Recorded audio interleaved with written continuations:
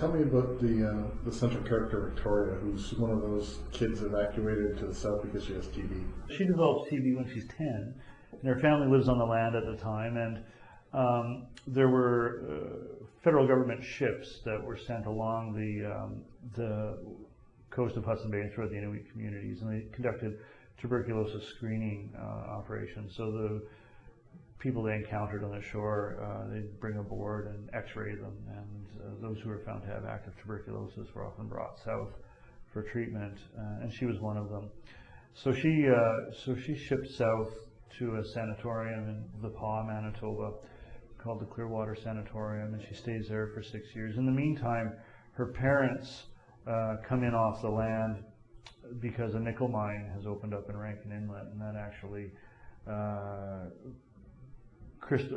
served as a catalyst for a lot of people to come in off the land as well, because there was a wage economy happening there, and people could work for money and buy food from the Hudson Bay Company.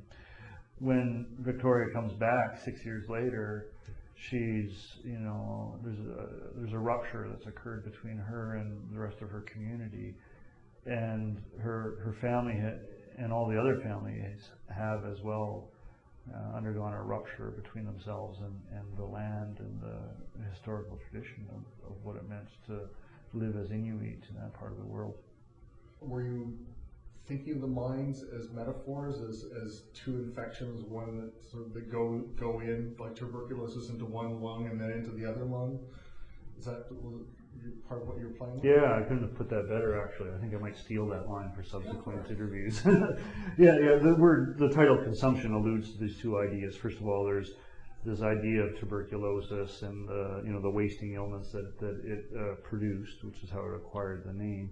And then there's this allusion to the idea of affluence and the diseases of affluence and the way that affluence in turn can make us sick.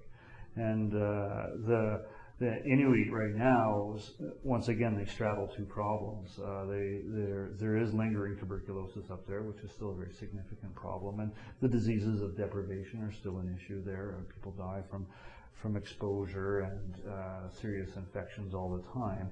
But at the same time, there's increasingly prevalent diabetes and cardiovascular disease and the cancers that come with our Western lifestyle. And so the idea of excessive consumption leading to the diseases of affluence is the other sense of the word that I was leaning on. Yeah, and it is sort of like an infection spreading from one lung to the other lung, and you've got two problems at the same time, even though they're rooted in different ideas.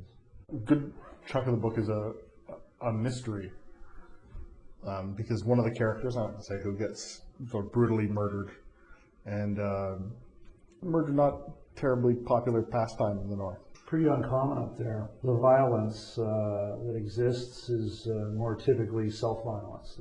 People are much more likely to wrap a rope around their own neck than they are to kill someone else, no doubt about it.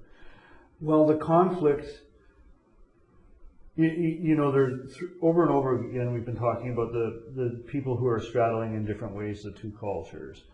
Part of what makes that so difficult is the tension between those two cultures. It's not just trying to choose which hat to wear. There's an element of struggle and resentment that exists between the two cultures, as inevitably there is, I think, in colonized situations where you have colonizers and colonized people living alongside one another.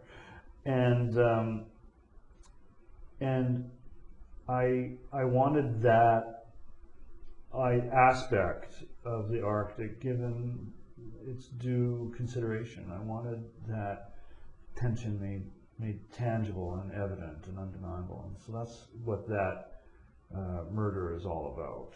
It also serves as a fracture point for one of the families, right? And a number of people in that family disperse as a consequence of that murder. And in the fracturing, there's some essential truths revealed about who those people are in the sort of decisions they make. The book is Consumption. I've been speaking with the author Kevin Patterson, and Consumption, published by Random House of Canada.